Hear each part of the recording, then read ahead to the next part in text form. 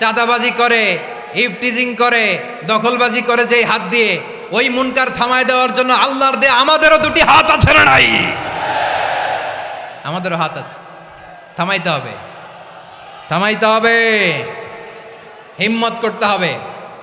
আমার প্রিয় ভাইরা, না থামালে আমরাই ডুববো শেষমেশ।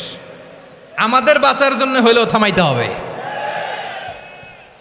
রব্বুল আলামিন বলেন, ওয়াত্তাকু ফিতনাতাল লা তুসিবান্নাল্লাযীনা যালামু মিনকুম খাসসা। ও আমার গোলামেরা, ওই আযাবকে ভয় করো যে আযাব যখন আমি জমিনের বুকে পাঠাই শুধু জালেমদেরকেই মারি না, আলেমদেরকেও মারি। আযাব যখন আসে তখন শুধু জালিমই মরে না, আলেমও মরে। জানেন, মুসা আলাইহিস সালামের পায়ে একবার একটা লাল পোকা কামড় দিয়েছে, লাল পিঁপড়া। লাল পিঁপড়া কামড় দিলে খুব আরাম লাগে না? কি লাগে? হ্যাঁ, জলে না? লাল একটা পিঁপড়া কামড় দিছে, তো উনি রেগে মেগে পাশি দেখে লাল পিঁপড়ার বাসা, পা দিয়ে ডলে মুছে সবগুলো পিঁপড়া মেরে ফেলছে। এই ঘটনাটা আল্লাহ ঘটিয়েছেন এজন্য মুসা আলাইহিস সালাম ছিলেন কালিমুল্লাহ, সরাসরি আল্লাহর সাথে কথা বলতেন। তিনি আল্লাহকে জিজ্ঞেস করেছিলেন, আল্লাহ তুমি যখন কোনো জনপদে আযাব পাঠাও, শাস্তি দাও, ওখানকার শুধু জালেমরাই তো মরে না, ভালো মানুষগুলাও মরে, তো আযাব দিবা মুশরিকদের উপর দিবা, অবাধ্যদের উপর দিবা, ভালো মানুষগুলারে মারো কেন? আল্লাহ বললেন, মুসা তোমার যে কামড় দিছিল পায়ের মধ্যে পিঁপড়া, কয়টা পিঁপড়া? জোরে বলেন। একটা পিঁপড়া, তো সবগুলারে মারলা কেন?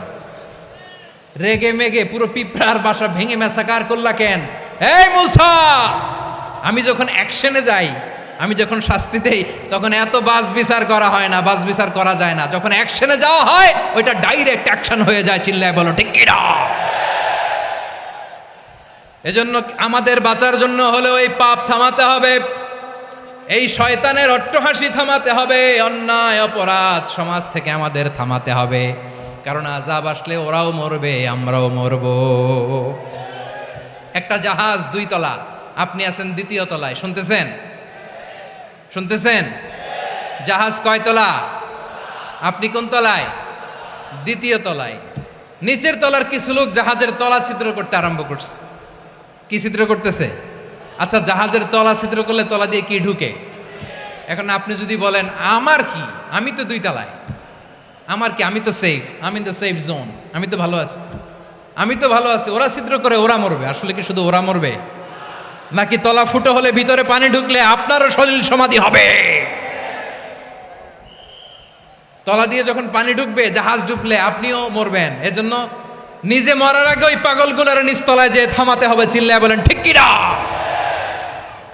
এজন্য আল্লাহ বললেন, মুনকার প্রতিরোধের দায়িত্ব সমাজের টপ টু বটম সবার। পুরো আম্মার দায়িত্ব, সরকার প্রধানের দায়িত্ব, প্রতিটি ফ্যামিলির প্রধান বাবার দায়িত্ব, বিশ্বনবী বললেন প্রতিটি সচেতন মুসলিমের দায়িত্ব। এজন্য মুনকার প্রতিরোধ করার দরকার আছে না নাই? সমাজে এই যে ইফটিজিং হয়, আপনার বোনের বয়সী একটা মেয়েকে কিছু বখাটে টিটকারি করে, এই বলে সেই বলে, নোংরা কথা বলে, রাস্তায় দেখেও আপনি পাশ দিয়ে না দেখার মতো চলে যান কেন? আপনি দাঁড়ান না কেন? আপনি দাঁড়ালেই তো থেমে যাবে। কারণ সত্যের যে শক্তি, তার সামনে মিথ্যা মুখ থুবড়ে পড়ে। আপনার সামনে ও কিছুই না, নাথিং। আপনি দাঁড়ান, ওকে প্রশ্ন করেন যে আমার বোনকে তুমি ডিস্টার্ব করো কেন? আপনাকে দেখে আরো 5 জন দাঁড়াবে, 5 জনকে দেখে আরো 10 জন দাঁড়াবে। আমাদের নীরবতা আর আমাদের নিশ্চুপ থাকাই জালিমদেরকে আরো শক্তিশালী জালিম বানিয়েছে। এজন্য মুনকার প্রতিরোধের দায়িত্ব আমাদের সবার। রাব্বুল আলামিন বলেন, ওয়ায়ানহা আনিল ফাহশাই ওয়াল মুনকারি ওয়াল বাগি ইয়াইদুকুম লাআল্লাকুম তাযাক্কারুন। বসুন।